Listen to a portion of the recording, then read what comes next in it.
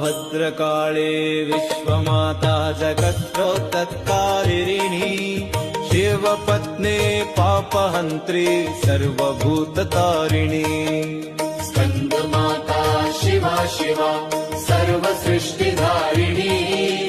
नमः नमः महामाये हिमालयनन्दिनी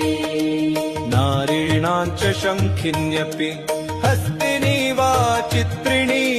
पद्मगन्धा पुष्परूपा सम्मोहिनी पद्मिनी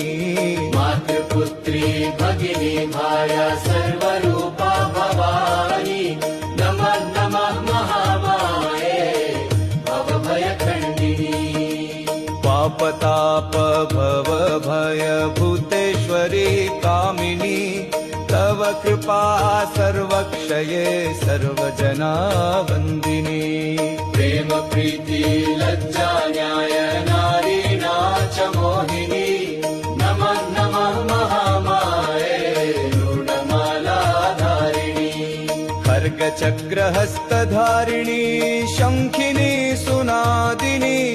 सम्मोहना रूपनारी हृदयविदारिणी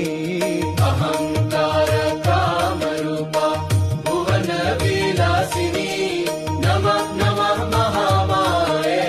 जगत्प्रकाशिनी ललज्जिह्वा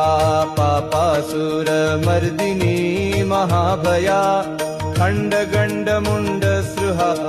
शोभा कान्तिवर्धिनी